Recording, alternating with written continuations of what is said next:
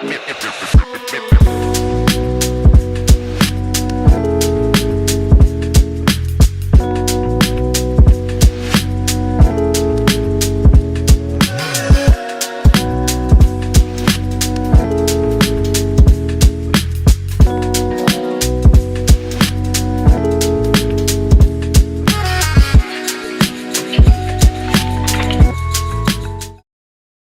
don't have to talk about when the Saints come marching in. The Saints are marching into Denver and have been for a year now. And another Saint is on his way. And we're going to talk about Pete Carmichael's addition to the Denver Broncos, what it means. Is it a good thing that the Broncos are now the Denver Saints?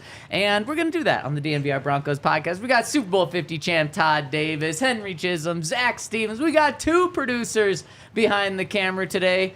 Feeling the extra love on this show today. How are you guys doing? Feeling great. Another great day. Yeah, I got that NHL video game last night. It's pretty good. They made it a lot better because I hadn't bought it in a couple years because they're always like the same thing. But then like the Avs signed Parise, and so I was like, well, I got to see what that's like because they're on the All-Star break, and so I did that for a few hours. So you're not a cool kid? You don't call it Chell?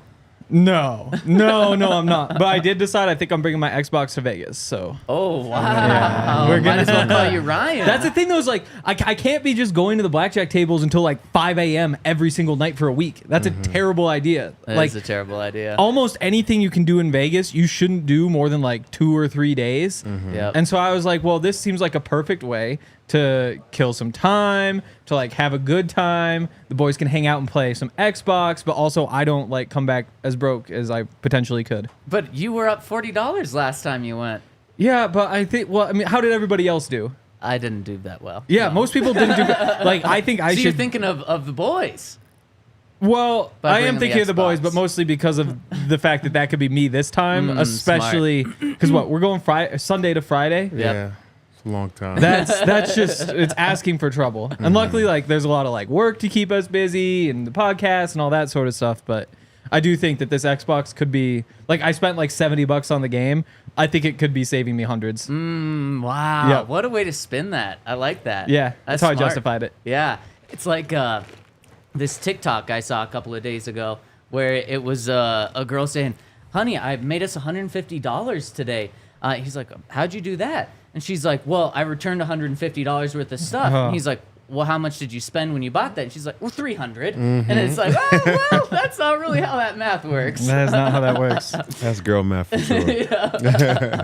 Terrible. Todd, did you intentionally color coordinate with your car today?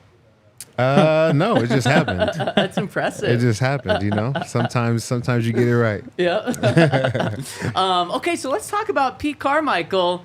And I don't think there's a better person to ask this about than someone who was in the building with him for months in New Orleans. We got the expert Todd Davis. Yeah, I think he was there when I was there. I was a rookie trying to make my way, and he was an offensive coordinator. I don't know if we had many interactions. So, yeah. What's the offensive coordinator in your career you spent the most time with? I don't know.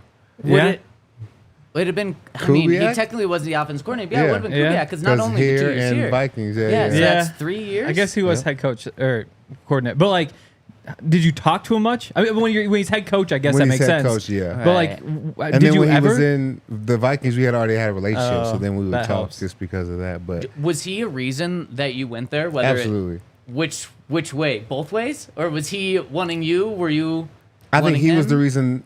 He was partly the reason why they even called me. Okay, yeah. And then absolutely, I was jumping on board to be Yep. back with Coop. So we're big fans of Cougs. Absolutely, Yeah, without a doubt. Yeah, who else would it have been? In Denver. I don't even. Well, because the thing is, like, if you didn't No. ever talk to the offensive I coordinator, was then with like, John just 1 year. because that's what I was thinking. Not just like who was there longest, but like, does a linebacker ever talk to an offensive coordinator? Like Sometimes, Yeah. I mean, you have conversations like you have some coaches that have good personalities that you'll talk to anybody, but probably talk to Coop the most, and after that, can't even remember off the top of my head Yeah, who our exactly. offensive coordinators were. Because there were many, Todd, many. Yeah. I guess that was the thing about the defensive side of the ball. Is the defensive side of the ball, for the most part, had continuity. Yeah, 1 or 2 years in a row. Yep. Well, that's a lot of continuity compared to the offensive side. For sure. Yeah. Well, speaking of continuity, that's what Pete Carmichael is with Sean Payton. It is wild how these two guys are two peas in a pod and have been. When did Sean Payton join the Saints? 2006. When did Pete Carmichael join the Saints? Same time. When did Sean Payton leave the Saints? 2022. After the 2022 season. Yep. No. After the 2021 season. Yeah. Sat out 2022. Yep. And then he also had a 1-year hiatus somewhere in the middle for being suspended. When did Pete Carmichael leave the Saints? They got rid of him last year, right? Like year, a couple right? weeks ago. Yeah. Was it this year? Exactly, yeah. Okay. So he was with the Saints for Oh, they almost wanted to get rid of him last year. That's what it was. That's how I remember that. Why now. didn't they? I don't remember the details. I don't of remember. that. I remember, but that was one of the big rumors. Was like everybody thought they were going to fire him after last season, and so like when Sean was putting together his coaching staff here, everybody's like, "Oh, it could just be Pete," Right. but it turns out they kept him for another year before they turned the page. I bet. So these guys are clearly friends. Yeah. And Yes. I bet Sean wanted his friend to be fired last year. Because I think Sean would have loved to have Pete, not just on his staff last year, but as his offensive coordinator. Now, Joe Lombardi, Sean went back to the same well. He's like, well, if I can't get Pete Carmichael, let me just go back to a well of a guy that I coached with in New Orleans. And he went and got his quarterbacks coach. That's who Joe Lombardi was for Sean Payton in New Orleans, was his quarterbacks coach. You got to think that if Pete Carmichael was available last year, he would have been the Broncos offensive coordinator because he was the Sean Payton's offensive coordinator with the Saints for over a decade. Yeah. So this, and I guess I jumped the news a little bit, the Broncos are expected to hire Pete Carmichael, the Saints' former offensive coordinator, as a senior offensive assistant, whatever that means. But I think Sean kind of told us what this means. He talked about it this past year when adding like pass game coordinators. On the defensive side, you have pass rush coordinators and passing game coordinators. You have these titles, and the Broncos haven't really had these titles, at least since I've been covering the team. So Sean was asked about like, what is an offensive assistant, a senior offensive assistant? What is a pass rush coordinator? And he essentially said, he was very honest, which I appreciated. He said, well, it's a way for us to pay guys more money and give them an elevated title, and we can hire them away from other teams. Yeah. Like, so if you're an assistant outside linebacker coach, you can't be hired to another team to be an assistant outside linebacker coach. You have to be promoted. And Sean said that like pass rush coordinator is essentially an assistant outside linebackers coach, just with a fancier title, more money, and then so if you have the owners that are willing to pay, you're able to get these guys. Yep. So to me, when I hear assistant offensive assistant for Pete Carmichael, I wouldn't be surprised if he's essentially the offensive coordinator. Yeah, I think so. And I think a lot of these titles are ways for them to get like guys like Joe Vitt, who are like older seasoned guys who maybe want a little bit less responsibility on the day-to-day, but you need their input and their expertise to tell us if we're going down the wrong path, you think we should do something else. Like, you need those guys in the room who have long tenures in the NFL. Right. It's a way for us to pay them well. They can kind of take some of the pressure off of them. So if anything goes wrong, I think we're not all looking at Pete Carmichael next year saying, like, was he at fault? You know what I'm saying? But it keeps them in the room, keeps them on the staff, and keeps them paid well. Yeah, What a perfect job. I guess the highest title he could have is just assistant head coach, and Right. that depends on if Mike Westhoff is back next year. He's he'll be 76 next season, I think. I think so. So I mean, I don't know what's going through his mind. I'm 27, I can't even relate. But maybe he wants to be done. Maybe he wants to be back. Who knows? But that would be like the highest title he can get. It doesn't seem like they would replace Joe Lombardi, but at the same time, I mean, again, that's one of the most senior offensive assistant positions is offensive coordinator, the most senior offensive position. So, I mean, it is possible when you look at the fact that the offense wasn't good last year. Like, you could, in theory, move on from your offensive coordinator or demote him to quarterbacks coach, but that seems unlikely. It'll be interesting, though, because, again, like Pete Carmichael, he's an offensive coordinator.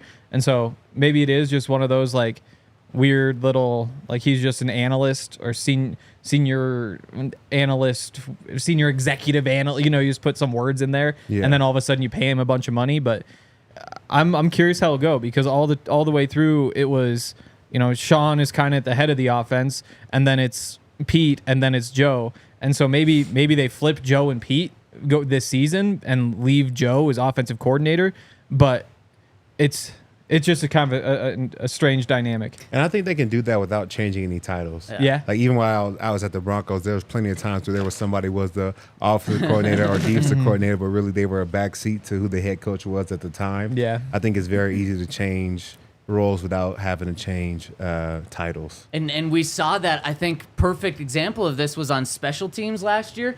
The Broncos hired Ben Kotwika to be their special teams coordinator. From an outside perspective, kind of what you're saying, Todd, is like, okay, that's the guy that's calling the plays, making the final decisions. But sometimes it doesn't always work out that way. And an assistant to the head coach, Mike Westhoff, was brought in to, I think was a way to be able to get Ben Kotwika, who they wanted in the building, and then because he was an assistant special teams coordinator. So for the Broncos to hire him, he had to be a special teams coordinator, not just an assistant.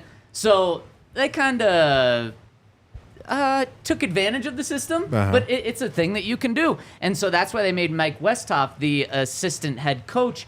And entering the season, we weren't really sure exactly if that was truly like an assistant and Ben Kotwika was going to have all the power of the special teams. It became very clear. Like when Sean would talk about special teams, he would first point to Westhoff's done a great job with special teams. Oh, and Ben too. And it was very clear that, okay, they did this so that they could get all the guys they wanted in the building. And I think that's actually what could happen here is you've had a guy that was Sean Payton's right-hand man as the offensive coordinator. That's exactly, I think, what Carmichael is going to be here. And that's significant. I mean, he was the Saints quarterbacks coach in 2006, then he was a quarterbacks coach and passing game coach in 2007, 2008. And then from 2009 till last year, he was the Saints offensive coordinator, being Sean Payton's right-hand man. So I have to imagine, especially since they're bringing him on now, if he was available last year, he probably would have been the Broncos' offensive coordinator. Joe Lombardi, since he was fired from the Chargers, probably you would have been able to get him as the quarterbacks coach. And so now I just think, they're probably not going to fire Joe Lombardi. Roles are just going to change, and the outside isn't going to fully know.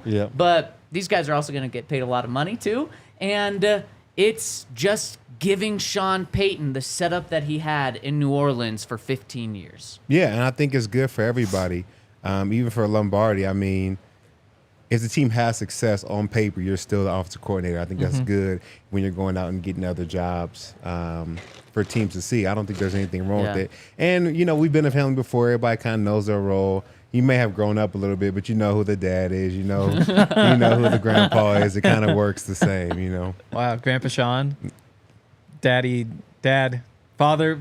No, father is like a Catholic. Daddy. No. Let's just move on. Yeah, no, it's a good thing. Unless you think Russ was calling Sean Daddy. Definitely no.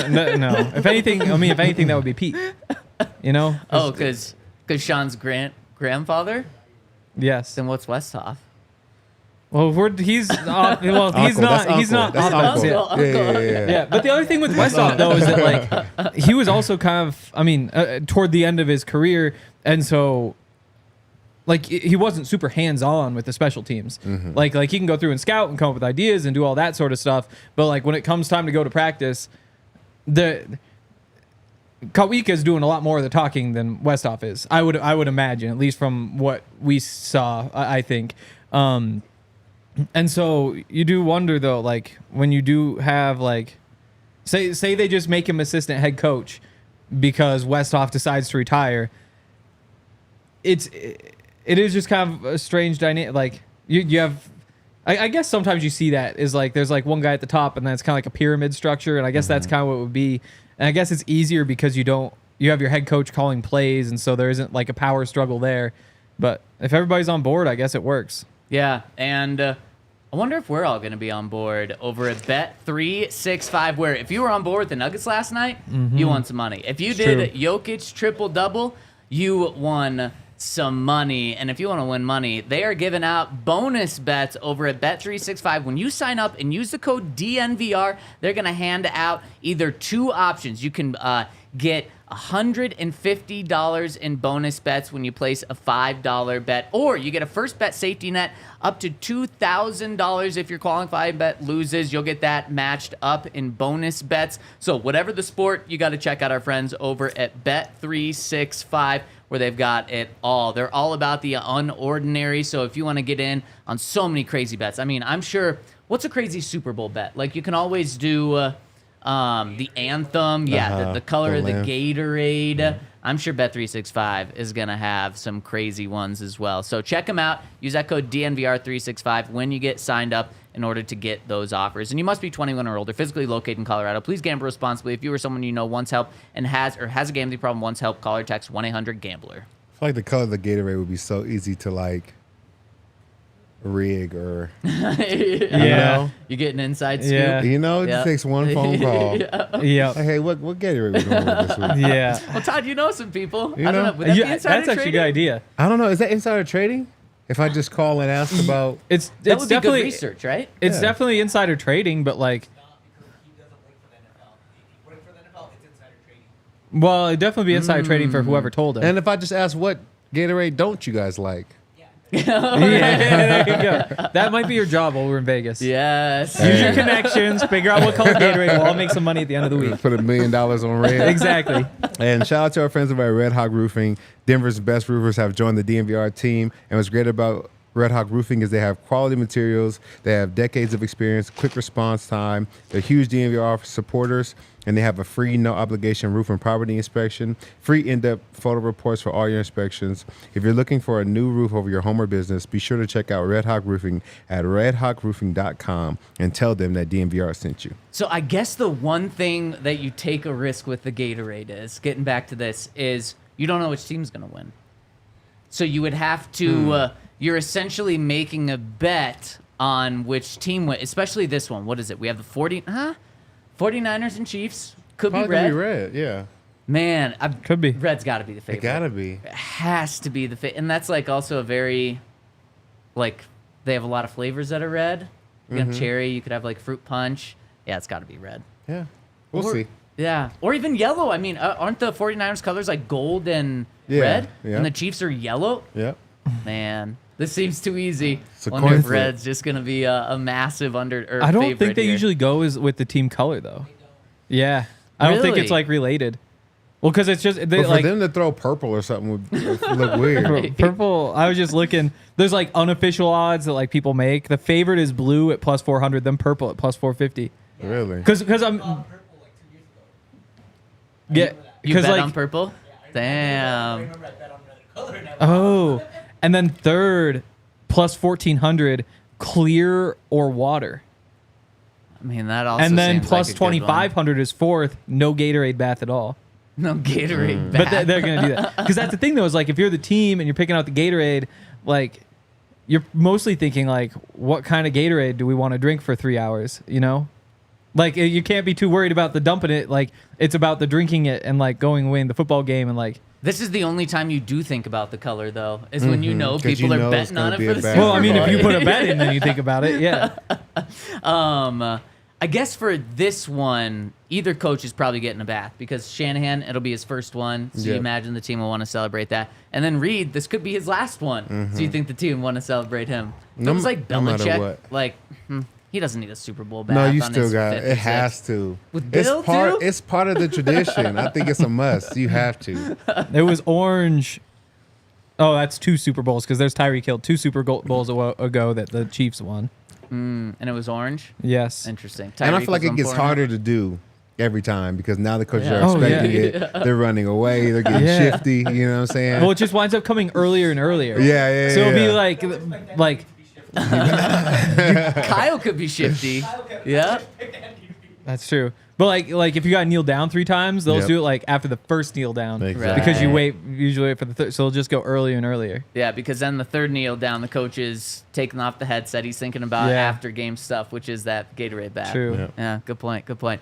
Okay, so diving back into this, I actually think this is a potentially massive move for the Broncos. The Broncos offense underperformed last year. It Yep. can be put on Russ. It can be put on whatever. But now Sean Payton has his right-hand guy that he had for 15 years, and he was truly his right-hand guy for over a decade in New Orleans. And there's one thing we haven't talked about this, not only being his right-hand guy for when it comes to personnel, when it comes for game plan, and when it comes for actual game day, and he's up in the booth telling Sean exactly what he's seeing, and clearly they feel very comfortable with each other there. But quarterback, yes, Sean Payton had Drew Brees for the majority of the time. Yep. But Drew Brees' quarterback coach, when he got to New Orleans, was Pete Carmichael. And Pete Carmichael was instrumental, extremely hands-on. Todd, you told us was it yesterday or Friday, how important that position coach is for a player and a person and helping them out. That was Drew Brees' guy. And then he obviously evolved to be even more of Drew's guy when he became the offensive coordinator. This is huge, not just for the offense and Sean, but for whoever the Broncos' next quarterback is. I think so. I think, they work really well together, and there's not that kind of underlying tension between two coaches where you don't know if it's you or the player. I think no matter what, these guys know they're going to stick in together and ride it out. So I can be very honest about how my player is doing and how I feel like things he can't do, things he can do well. I think they just have a good communication to where it's going to help the player out the most, because I've seen it where, if it's a new coordinator and a position coach, they have their own little riff and back and forth. And the position coach is trying to stay here long enough, but he knows he has to get the best out of his players, but he can't blame what's happening to his players on himself, because then he's in trouble. So it's like a weird dynamic. So none of that will be happening here, and I think they'll be able to get the best out of whoever they hopefully draft. You think it's significant too, Henry? I mean, yeah. I mean, it's another one of those where you're never going to know whether he helped or hurt or whatever. Like, it's, like there might be a story at some point where You're it's not like selling me that you think it's significant. You don't think so? What about all the success they've had in New Orleans together? Oh, like it's great. It's like nice, but there's maybe at some point there's like a post-game press conference where Sean shows up and says, yeah, that game-winning touchdown pass with 5 seconds left on the clock, Pete Carmichael drew that up and said, let's call that. Like, maybe you have like a moment like that where you're like, oh, there's something he did. But for the most part, though, like, it's those behind-the-scenes hires, like, we're not going to be able to, like, evaluate it or grade it. It's just like things are going to work and things aren't going to work, and we're not going to be able to say it would have or wouldn't have either way. So, like, yeah, it's important. It also depends on, like, what his actual role is. You'd imagine it'll just be, like, kind of a normal structure, but, like, yeah, it's important. It's not. This is probably the last time we'll ever talk about it, though, and that's fine. Unless he's fired. Yeah, if he gets fired. But even then, like, we wouldn't be able to say, like, oh, yeah, he got fired because this. It'll just be like, he got fired. I wonder what he did wrong. Like, maybe the offense is going poorly, and so Sean just throws him under the bus. But, like, we don't see results from that position in particular. If he's fired, I think that'd be really bad, because that means things are going so bad on offense that Sean, one, either feels like he needs a scapegoat on offense, or that the offense is in such shambles that he has to make a massive shakeup, and it's either Lombardi or him. And again, I think he's going to be like the number 2 behind Sean on this. So I hope that's not the case. I hope it's not. But one thing we can talk about is, from an outsider perspective, the Broncos are being called the Denver Saints right now for all of the people from the front office. Heck, we talked about one yesterday, Cody Rager joining the team, to coaches. We talked about many of them today that are from New Orleans coming to Denver. And I think the Broncos had like 8 to 10 players join from the Saints last year to the Broncos this year under Sean. Is it a good thing that the Broncos are the Denver Saints? I think it is. They were a very successful organization and team. I understand why Sean wants to recruit his guys over here and get some of the same players, same energy, the same winning culture. Now, if they were the Cleveland Browns for the last 10 years, I'd be like, keep them out of the building. But they were very successful, so I think it's good to, bring them along. Yeah, like, it doesn't hurt. Like, it's just what happens, It's not really a surprise. Like, you bring in a head coach, he's going to... When you got to fill a role, you fill it with somebody you know. Unless like, you're Raheem Morris, for example, who wasn't all that successful in his first job. And so he probably won't bring a lot of people who were on his staff the first time with him. But again, like, when it's Sean Payton, who is at the same place for like 15, 16 years, like, of course, this is what's going to happen. It's not really a surprise. Yeah, of course. Exactly. That's what's going to happen. Like you said, it's going to happen anywhere. You just look at Nathaniel Hackett. He brought over a lot of his guys from Green Bay to be on his staff. Now, you got to get the right guy at top in order for this to work. Yeah. And Sean, he's got the track record, and so I don't mind it. I think it's good to have some different opinions in certain places, but the Broncos it's not the entire New Orleans Saints staff or the entire New Orleans Saints roster, but for the most part, I don't know how you could look at the success Sean Payton and the Saints had and not like it. Yep. I mean, 15 years and you had a losing record 4 times where you went 5 times you went 7-9. The other 10 years you had a winning record. You made the playoffs 9 times out of 15 years. Yeah, it's not Bill Belichick and the Patriots, where when he had Tom Brady, it was playoffs every single year that Tom was healthy, or at Patrick Mahomes and Andy Reid right now, where 6 straight AFC Championship games. But that's about as good as you're going to get, is playoffs 9 of 15 years. So absolutely, you're going to take it specifically from the offensive side of the ball. That's something where Sean Payton, even if they weren't making the playoffs, Todd, do you know the worst offense in terms of points scored and how it will rank in the NFL? The worst offense that Sean Payton had, I guess, outside of his final year. His final year, they were 19th. But outside of that one. Middle of the pack, 15th, 16th. Yeah, would you sign up for that? Like, as the worst? Yes, that that's Sean the would worst, have? absolutely. It was 12th. Wow. So it was like just outside the top third. Was the worst he had. He had a top offense in points per game a couple of times, and then he was top 5 pretty much every other year outside of like being 10th, 11th, or 12th one year. So you can't argue with the offensive success that they had there. And so why not pair not just those two, but then also you add Lombardi in there, who was the quarterback's coach for a few years, with Carmichael as his offensive coordinator and Sean as the head coach. I think it's a perfect fit. Hopefully it works out. You got to have a good quarterback to have a good quarterback coach, but we'll see how that goes. Yep. Do you think this makes Sean a lot more comfortable in finding that next quarterback? Or do you think this was going to be like Sean's guy and he's not listening to anyone else? I think it's going to be little bit more of a collective. I think if Sean trusts anybody, he trusts guys like Pete Carmichael, who he's been around for almost 15 years, like to give his input. Anybody else, just sit back and we'll find the guy. Yeah, definitely. I'm excited to go watch the Senior Bowl, though. I haven't had a chance to watch any of the practice today, but it's a big one. Bo Nix and Michael Penix there. Mm-hmm. Like, those are 2 of the 3 guys the Broncos could get their hands on. And then some later round guys. Those are definitely the top 2 ones. And it's going to be interesting to see after the Senior Bowl, do those guys go from second round, late first round picks to top 10? We saw Baker Mayfield's rise from literally that exact spot, like second round pick to the number 1 overall pick. That started at the Senior Bowl this week. So, Bo Nix, Michael Penix. Todd, do I have to convince you on Penix jumping up for us? Nope, you ain't got to convince me anything. In fact, you want the opposite. You want people to overlook him, say he's injured, say he can't do it, so that he falls to the Broncos. I think that's a great plan. And you got to check out our friends over at Illegal Pete's. They just opened up a new Illegal Pete's in Wheat Ridge on the corner of 26th and Kipling, overlooking Crown Hill Park. They've got locations all over the state because it's the best. You can get queso, margs, beer, burritos. I don't know what more you could ask. Oh, throw happy hour in there. Yeah. I don't know what more you could ask for. Illegal Pete's is the best try out there. Fish tacos if you want to go a little spicy, or just stick with the queso. You can't go wrong with anything queso. Illegal Pete's is, you got to check it out if you live here, but then if you visit here, great lunch spot. So check it out, Illegal Pete's. Also, go get yourself some Breckenridge beers. Let's see, there is no football this week.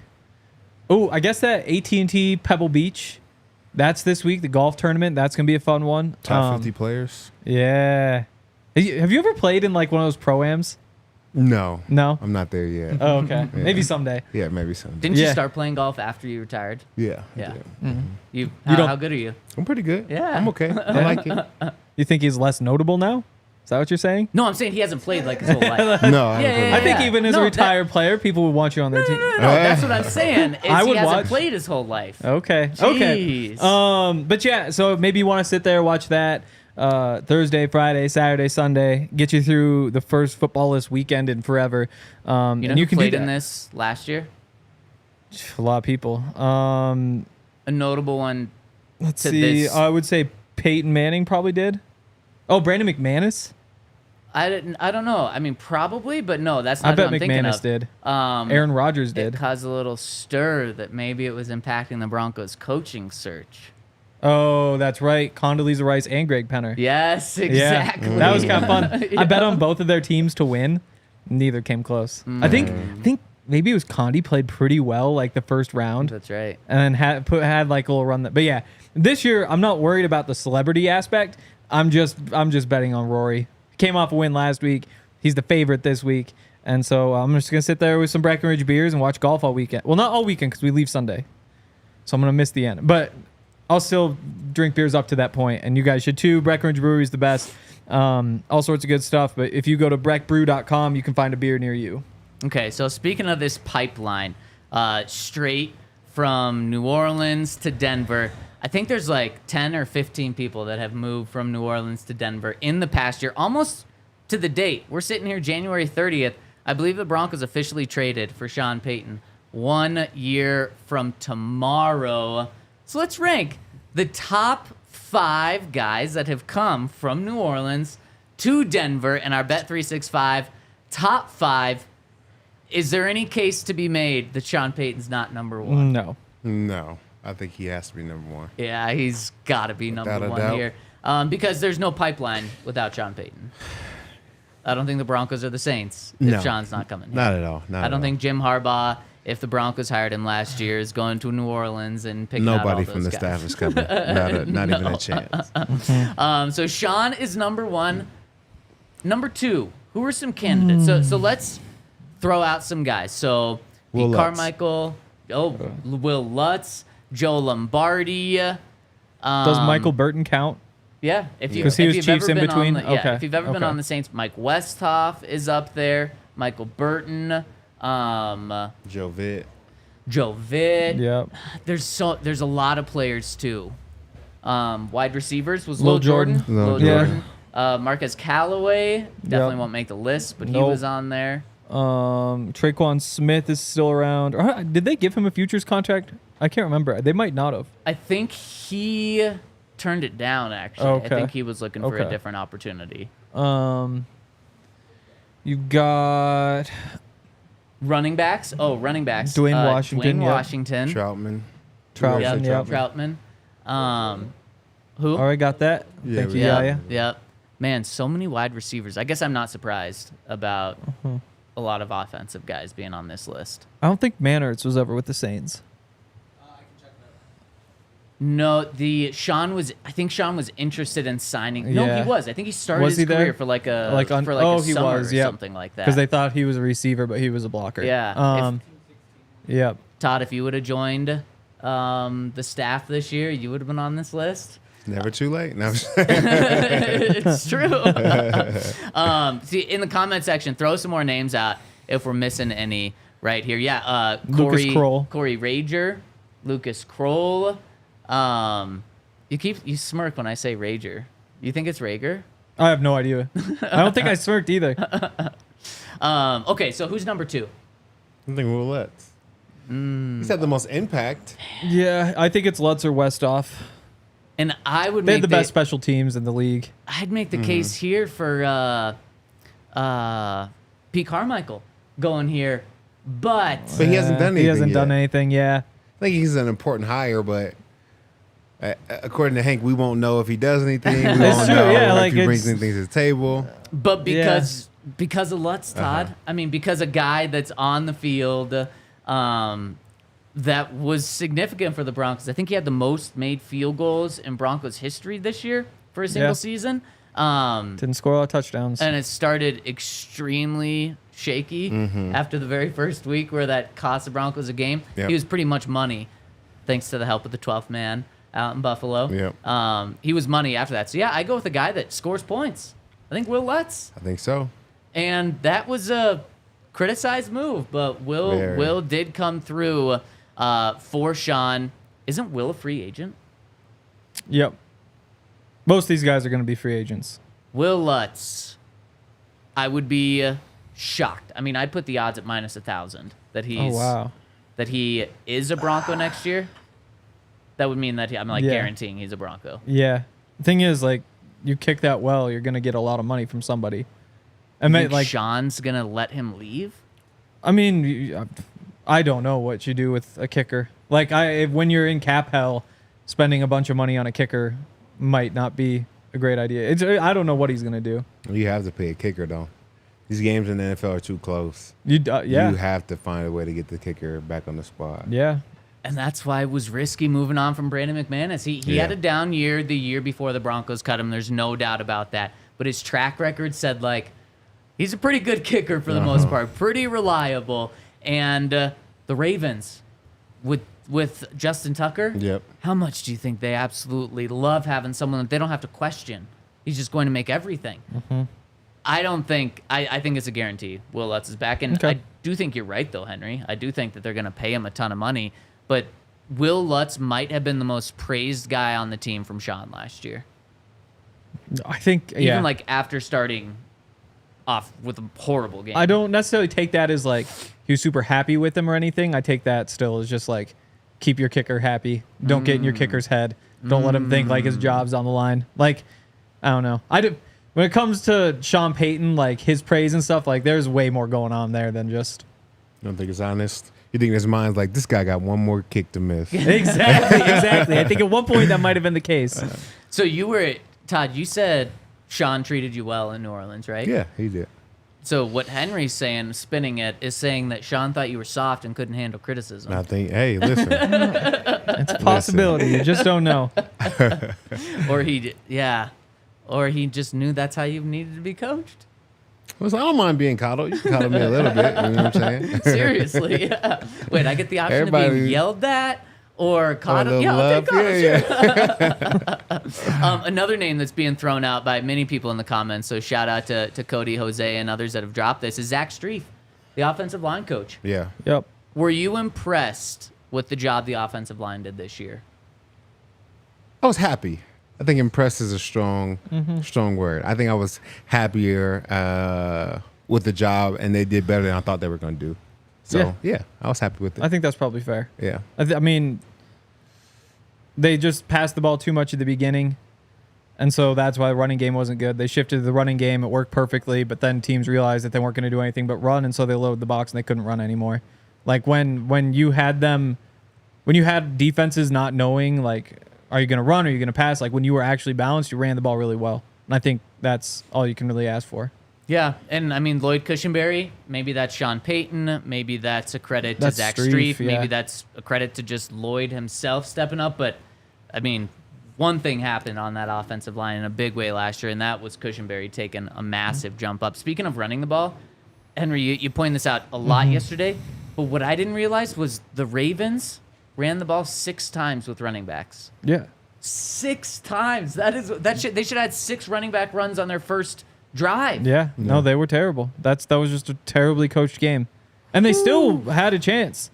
Like they still they didn't need to get rid of all the stupid things they did. They just needed to get rid of some of them. Like if they get rid of half of them, they would have had like a real chance to win, but they were just too dumb. And that's a tough way to lose a football game. Chiefs are hoping that Kyle Shanahan does the same thing. Only runs with Christian McCaffrey 6 times. Yeah, that'd be nice for them. Yeah, not for us though. Hope that's not the case. Are we going Zach Strief number 3? Yeah, Were we that impressed with him? I'd go Westhoff, but yeah. Westhoff was special teams, but he wasn't. That wasn't his title. You know it's true. It wasn't his title. So we don't know exactly what he did. It wasn't his title. I think Carmichael's got to be on this list. He's essentially going to be the offensive coordinator, Sean's right-hand man. I'm okay going Westhoff here since he's been here for a year longer. Is that where, Henry, obviously you want to go there? Now 5. I want to go Carmichael, but... I'd go a little Jordan. You go a little Jordan, and I was going to say, the only thing with Carmichael is, I mean, guys that are on the field, maybe outside of a head coach, guys that are on the field have more of an impact than coaches. Am I right? I think, yes, but I think that Carmichael will have more of an impact. He just hasn't done it yet. So we have to Exactly. decide if we want to factor that in as like his potential, or are we just talking about things that have already happened? Like that's my thing. There's like there are guys who've come in and been positives. Like you don't know if he's gonna be a positive or negative. I think Like he's going to be a positive. I think so too. Yeah. But like until you prove it, like I'll just give me the guy who's already proven it. And that's totally fair. But we're talking about the Adam Troutmans, the Lil Jordan Humphreys of the world. Like, Little Jordan Humphrey was nice. yeah. Like the blocker receiver, like that was a weapon.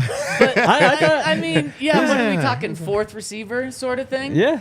And so that or your future de facto offensive coordinator. But not To actual me, offensive it's- coordinator. Yeah, just like if we're putting yeah. Westhoff at four, Exactly. we're But not Westhoff afraid to had the draw best special some- teams in the league. This past year? By some metrics, you could probably find them. They're top 5 unanimously. Where did the Broncos end on that one guy's special teams? Westhoff's? Westhoff special teams, they were number one for sure. Yes. no, Yes. but no, the guy that does the special teams rankings There are a every bunch year. of those guys. There's like one that everyone points to. I think they finished between 5 and 10. Man, I mean, people in the comment section, some of them, including our guy Cody, are saying that Carmichael is not applicable here. If I'm being outweighed, that's fine. But we go a second tight end or a fourth wide receiver over your future right-hand man on I offense? thought Will Jordan Humphrey played really well. Like he was awesome. Like he played his role perfectly. Like you don't find receivers who block that well. Like he just gave them touchdowns. Like just sealing the edge, and all of a sudden Jaleel just runs around the outside. Like he was big. Yeah, Who? Kutwika. If we're talking about potential, I think that Carmichael, if him and Sean are able to recreate even a smidge of what they did in New Orleans, he's gonna outlast any player. He's gonna outlast any other coach. He'll be here for the next decade. Yeah. If they're able to win. So I understand the potential of Right. it. It just depends on what we want to That's talk true. about. Yeah, that is the thing. It is just kind of whatever you want it to be. I think Wanna flip a coin? I think Yeah, Lil here, Jordan. do we have a coin on the? We need a coin app on the. Yeah, we do. I forgot about his touchdown There too. you go. It's easy, Lil Jordan to me. NHL head or NHL? Head is Carmichael. Here we go. We're What is this? A An sort of NHL coin. An NHL coin. Wow, that had a roll. It's It head. says What it's does that mean? Carmichael. How about it? Okay. You know what's funny when you say that he's gonna outlast anyone? Mm-hmm. He outlasted Drew Brees. Yep. He outlasted Sean Payton in New Orleans. Like that is crazy. Hey, outlasted me for sure. He probably outlasted everyone. I wonder if he was the longest tenured guy in New Orleans. Yeah, I can't. Unless when did Mickey Loomis join? Was he with Sean in 2006? Maybe. Probably, I think so. And they have some of the strength and conditioning staff is still there since I was there, Oh. and I don't know how long they were there before I got there. That's good. That was actually someone that Sean brought over. I Yeah. don't know if it was a head assistant or head strength guy or the assistant. I don't remember, but he was the Broncos head strength guy this year. So Okay. maybe he should be. Oh, did Sean ever Ooh, work? yeah, Bo with Lowry Bo would have been the Lowry? one. Yes, he did. Because he was with the Saints. Yeah, and then you got Damn, poached. Bo Lowry needs to be in here. Yeah. Well, it's already set. But Bo Lowry, okay. shout out to Bo Lowry because he turned the Broncos from one of the most injured teams into one of the least injured teams this season. And we'll see. We'll see if that was just a one-year thing. Yeah. But on the one-year sample size we have, that was a game-changing move. Yeah. I'm going to see if anybody's put these numbers together yet. About what? Just injuries. About how injured the team was. What's the comment section saying? Anyone saying that we missed anyone out? Kamara, because they think he was on the way. Kamara what? Kamara, because he was on the way. Oh, But he does exactly what Jaleel does. exactly. Just older, But more better. expensive. And also a Pro Actually Bowler. thought about that. Javonte, All pro. what's his name? Ingram. Yep, Kamara, Jaleel. yep. Good Yeah, old it's- Mark. And I mean, we talk about the Joker role. Sean's talked about the Joker role. The guy that he's consistently pointed to the most to be in that Joker is Jaleel, and that's what Kamara was Yeah. out there. Were you with Kamara? No. Yeah, no, he would have come after you. Yeah, I was with Ingram was there, right? Mark, and then dang, what's the other guy's name?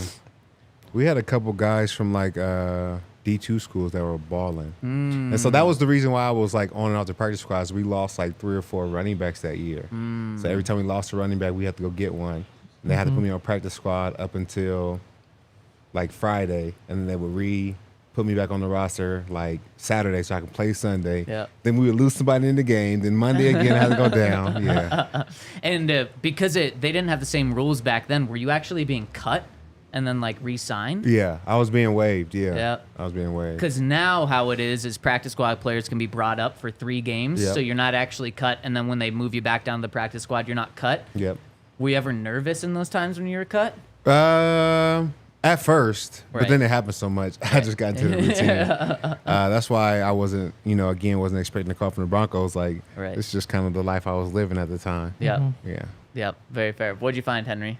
Just don't think anybody's done any of it yet. Pull up those special teams rankings if you can. Which ones? Just the biggest one. It's biggest one. It's like the special teams rankings.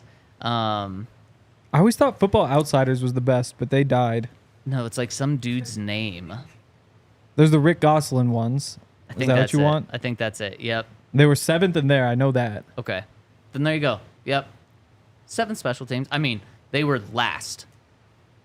Latavius Murray's name's being thrown out there. He was not a Yeah. Bronco last year. It actually seemed like when the Broncos got Sean Payton, that Latavius was a shoo-in. In fact, there's a story from it was a couple days before the Broncos fired Nathaniel Hackett. Before they fired Hackett, Latavius Murray texted Sean Payton and said, like, we could really use you here. So you think that locker room knew what was coming? They wanted it. Yeah, they certainly They did. definitely wanted it. Okay, let's talk to the people. Let's get into the comment section. We have a super chat coming in from our friend Xavier, who says, would you guys want Taysom Hill? Not in particular. I mean, I think he was great, and he had his time when he did what he did. But at this point, I don't know if he's still rocking and rolling the same way and will have the same impact on the team. So I think he's a great player, but I think he's a little bit older now. Yeah. He is 33. I think he was a great player. Yeah. I just wonder at 33, can you still be that do everything guy? I don't know. Breaking 12 tackles and Yeah, I mean, be a fullback, a running back, a tight end, a quarterback. I mean, does the age impact him more or less that he's so versatile? I think in some ways I consider him a running back because he's going to carry the ball so much. And then even in a fullback position, he's going to be blocking guys so much. You can't do that forever. I think that's the most limited position on offense, or like the one you can play for the least amount of time is running back. And so I just don't think you can, because his big thing was that he wasn't the fastest, but he broke a lot of tackles and made big plays. Yeah. I think just that ability just kind of slowly dwindles the longer that you're in the NFL. Yeah, 220 pounds. He's a Yeah. power guy. And to your point, Todd, he has been way more of a runner than a receiver, and certainly more than a quarterback. Last year, he ran for 404 yards, 4 touchdowns, average 5 yards per carry, which is good, but he's also getting the ball in a non-traditional running back form where it's probably easier to set him up to get bigger carries and average more yards per carry. Last year, though, he had his second best receiving, his best receiving season in the NFL. Most yards from scrimmage, too. Yeah, 33 catches for 291 yards, 2 touchdowns.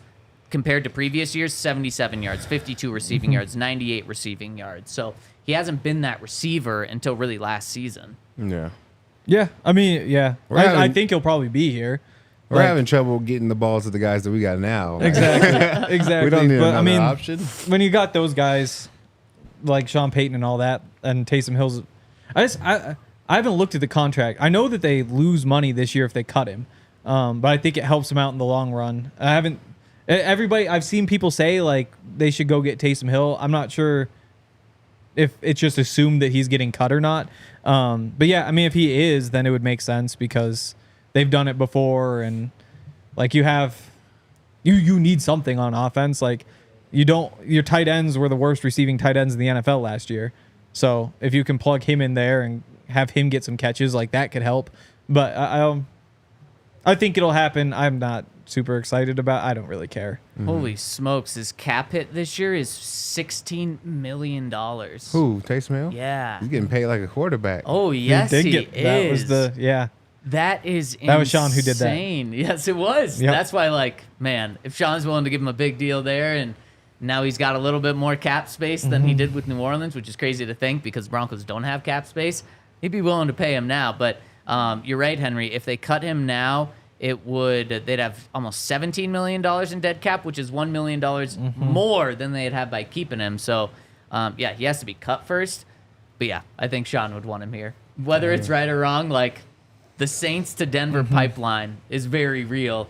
And is Taysom Hill, like, Sean's number one guy potentially as a player? Maybe. I don't know. I feel like guys always got paid well under Sean. Like, Yep. I never felt like there was any guys upset about their pay on the Saints. It's like good if I had point. stayed around, maybe you could have paid me as an outside linebacker instead of an inside linebacker. Yeah. Who knows? But I always felt like guys were well taken care of. You're seeing Von Miller money? Man, I did still well. be playing. And that's why you've seen a couple of really good Saints, former Saints, go and play somewhere else. Because I think you're on something. He does pay his players well, so he can't keep everyone. Yeah. Like who's the defensive end in Cincinnati? Trey Hendrickson. He was drafted by the Saints. He was really good. He just priced himself out of the market. Yeah. Broncos have Orleans. not done that. Yeah, it's They true. can pay any player they have. They have screwed up the cap a little bit, but that's because they've been bringing in more players because they don't have their own guys from the inside. Exactly. Free agency, you shouldn't be spending a lot in free agency most of the time if you're a good team. Yeah. Because that means you got guys on the roster that you got to pay. Yep. Exactly. Unless you're the Broncos of 2012 to 2015. That's like one of the few times when a team that spends Yeah. most in free agency is actually a good team. Typically, up to that point, it I had wonder where not that meant money that. came from. So I guess like Wes Welker, did he retire then? What do you mean? Like when they signed all those guys, or was that? And maybe that was Decker leaving. Yep. Decker left, so that freed up money. It freed up money, and they got Emmanuel cheaper than what Yep. Decker got with the Jets. Yep. And then like they gave the same offer to Dominique Rodgers-Cromartie, and he turned it down. So they just gave the same thing to Akib. So that's where Incredible. that money came from. Yeah. I can't remember who else left them, but there must have been a couple of others. Yeah. There must Yeah. have. Orlando Franklin. Did he leave? He left. Yeah. Okay. He got a bigger contract from the Chargers. So that would save money. Yep. Huh. Julius Thomas never got paid, actually. He did By with the the Bron- Jags, didn't he? By the Broncos. Oh, by like Bron- it's yeah. not like him Okay. leaving opened up a lot of space. Next super chat coming in from Fazy Day says, nothing matters if we can't beat the Chiefs. We need to build from the inside out on both sides of the ball. Plan for the future. The thing, like I hear plan for the future, and it's like, yep, that makes sense. But also, like, that future is 10 years away still. Like, there's still 10 more years of Mahomes. Like, if the idea is like plan for when Mahomes is gone, like, you don't need to start worrying about that for another 5-6 years. Right. And then you start thinking like, hey, you know, that window's coming open. We can start thinking about that. For now, like, do what you want. Go have some fun. Like, do something crazy. See if it's good enough to No. beat the Chiefs. Like, I'm just throw the dice is what I'd say. Like, I don't. We can do it, and I think we've already done it this year. I don't think we're 10 years away still. Oh. During the drought, 16 games, yeah, I felt like it was a long time away. But now at That's this true. point, I feel like we're maybe a couple pieces away from doing it because, I mean, our team hit a run, but by no stretch was this a Super Bowl contending team, or was this a great Yeah. team going into the year, or really at any point in the year. They were average Yep. all the way throughout if you look at the season. So I think we're still a couple pieces away. Of course, quarterback is the most Yep. important piece that we're missing. But a quarterback, a tight end, retaining some guys Yeah. that we have now, I think we can be a pretty solid team. What's number Yeah. 2 on that list? Because quarterback's obviously number 1. What's number 2 in your guys' opinion? Oh, If I said just you wrote get- this. You get like a massive upgrade, whether it's draft, whether it's free agency, you get a massive upgrade at one spot. D-line. So end, tackle. I would probably say like a Chris Jones, to where you can Yep. get him to play outside a little bit like a DN, but then you get him in the middle a lot too. Like that's going to change the dynamic of our run game and our passing game. Because we have, no disrespect to any of the guys that are out there right now, but the pass rush is not coming from the middle, and it's rarely coming from the outsides. So we need to change up the dynamic of who we have pass rushing to be able to get more pressure on quarterbacks. The best way to affect Mahomes is to not have him be able to sit back there for 10 minutes. Yep. Like he's literally sitting and Yeah. just watching Travis Kelce. No, he's not open now. Okay, now he's open and just Yeah. able to throw the ball. He has too much time. He's too comfortable sometimes. Yeah, and Yeah. especially not blitzing, but being able to get pressure on Yeah, him exactly. and that inside pressure. And then talk about how much that would help the young guys on the outside, the Yep. Nick Bonitos, Baron Brownings, because then they don't have to do it all on themselves. Exactly. Then those quarterbacks are flushed out to them, where then they get to really be that speed rusher. Yeah, that's probably the answer. I mean, tight end's another one where, Tight end's a like, big if one. you're saying like you can either have like an upgrade defensive line would be great, but it's like number one if you get like the all pro type of player, you know, like if you just go get like another really good like fringe Pro Bowl guy, that'd be nice, but like you might go somewhere else. But if you're talking like you just get an all pro that you get to plug in, then defensive line makes sense, and I think tight end makes sense too. Like you just see like how much those guys carry offenses. Like you just can't, I don't think you can have a good offense without a good receiving tight end at this point. Like you just look around, like the 4 tight ends in the playoffs at the end. I guess Mark Andrews wasn't healthy for a lot of this stretch, but you had him, and Isaiah Likely was playing insanely well. And that was like the worst situation because of those injuries. Look at what Laporta did. Like Yep. Laporta was like the basis of that entire offense. Like you build off of that. Like that's what opens up guys over the top because they're so worried about the middle. That's how you get the run game going because they're worried about the middle. Obviously Kittle and Kelce, like those guys are how you like just create a dominant offense. And I think honestly maybe the same thing about that interior defensive line spot. Yeah, for is the like if you just tight have a end. great player, then there you go. Yeah, it's the easiest throw for the quarterback. Yeah. It's the shortest throw, most accurate throw they make all game. Like if you have a good tight end, it really helps the quarterback out a lot. And it's like modern NFL. It used to be like 80s and 90s, like you weren't short passing. Or, I mean, like the West Coast offense was, and that's why it was incredible because that's when they first started thinking like you can get 6-7 yards a pop when you pass the ball. If you just do that every single time and you're super efficient with it, you'll get all the way down the field and score. And now everybody's doing that. Everybody's like, yeah, it's more efficient to pass than run, assuming you don't turn the ball over. And the way to do that isn't just to like chuck it deep over and over and over again. And that's why everybody looks back at John Elway's numbers and say like, he was super inefficient. This is dumb. Well, it's like, well, that's what you were told to do. Like that's how football, that's how offense was played at the time. And so now at this point, when the goal of offense is just to go get you like 8 yards a pop, having a tight end, like that's 8 yards every single time. Yeah, no, it's a great point. The Broncos need that upgrade. Probably the right answer is pass rush.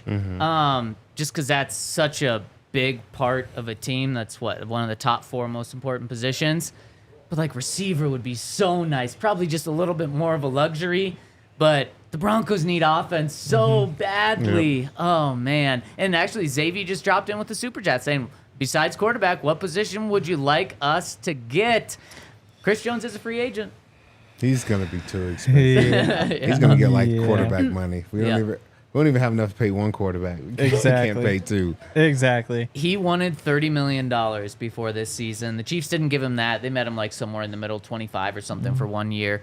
He's only 29 years old. Yeah. Do you think he's worth 4 years, $30 million a year? If a quarterback is, absolutely. I really feel like quarterbacks are overpaid. Not that they Yes. don't do a great job. I think they're very important, but I think the numbers are outrageous. Like quarterbacks should really be making probably like $25, $30 million a year. Like, Yeah.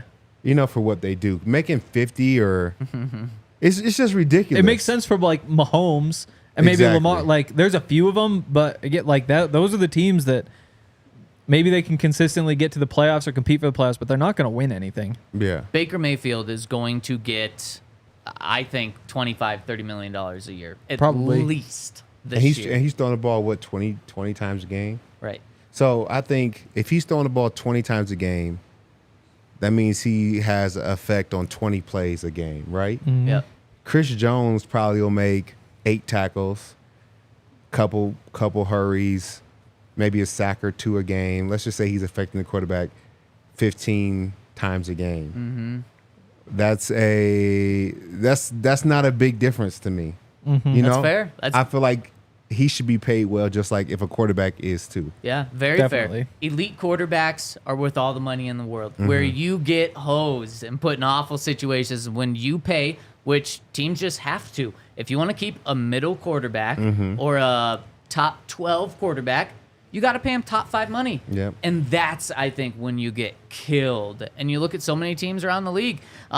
Justin Herbert's contract is about to kick in. If he lives up to what people think his potential is and he is a top 5 quarterback, to me, that's a good deal. Yeah. You absolutely pay him. If he doesn't, if he's like kind of what he's been and doesn't live up to that top 5, that's a bad position to be. The Cardinals with Baker Mayfield, that's a really bad position to be. He's not a top 5 quarterback, and he's getting top 5 quarterback money. That's a crippling place to be. And then we saw it with the Broncos. Obviously, everyone knows that. When you're paying, the Broncos haven't even had those cap hits of what Russ's contract would be. Imagine if they had Russ's play this year, and he was a $50 million cap hit. How brutal that would be. I feel like the market should have never been reset. Like Patrick Mahomes, what he has done, nobody has done since. So just like they treat Aaron Donald like the god, and you can't reset that market, you should not be able to reset the market above what Patrick Mahomes is getting. There's no argument to be made. You have not done what he has. Your stats do not look the same. Your trophy room is nowhere near his. There's no way you should be getting more than him. So you wouldn't Or give even Kyler Murray close. $46 million a year? Absolutely not. I feel like, Patrick Mahomes should probably be $5 to $7 million above anybody else. Yeah. Like not even close. Yep. That's And the these thing, guys like, are totally making agree. almost $50 million. Some making more than, like, that's crazy to me.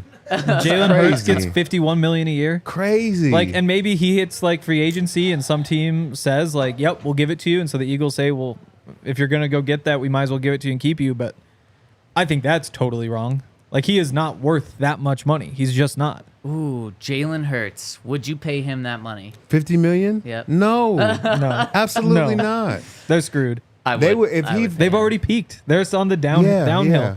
Like, they can't get back. Like, it's just impossible. He's a good player. I think he's a solid quarterback. Yeah. But I wouldn't say that he's just the driving force for everything the Eagles did. They had a phenomenal defense. They had great wide receivers. Like, I wouldn't say he's putting the team on his back just like Patrick Mahomes is. Yeah. Yep. No, I totally agree with you. And you're so right. Mahomes, he should have a contract that is built in, like there's no number on this, but I get $10 million more or 10% more than the next highest paid quarterback. Yeah. That's probably the right contract for him to have. It's I kind think of so. funny looking at Jalen Hurts the way they structured this, because they're actually kind of fine now, but they're super, super, super fucked at the end of it. Like, that's like they. So it kicked in last year. He got cap hit was $6 million. Next year, 13, then 21, then 31, then 45, then 54 in 2028. That's last year of the deal. But then they have to keep paying. And I'm pretty sure this might all advance to hit 1 year. But after he's gone, it's 35, then 27, then 17, and then 8. Damn. And, I mean, in theory, he might not be gone. They might just give him another deal that'll stack on top of that. Right. And Dang.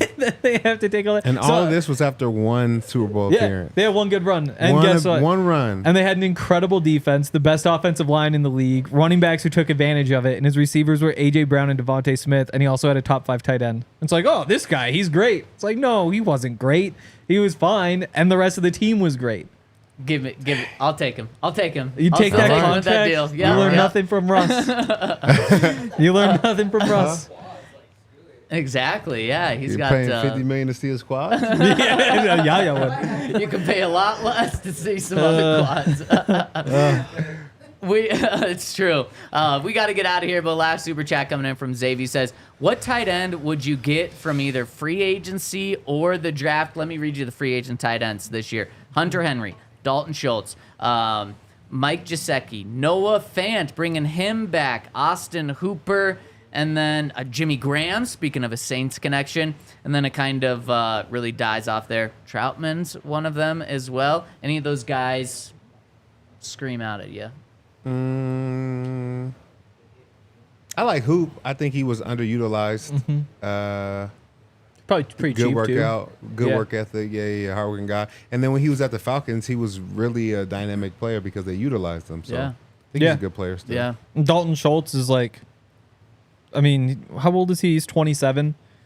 He's one of the better tight ends in the NFL, especially from a receiving perspective. He's gotten better as a blocker because that's just what happens with tight ends.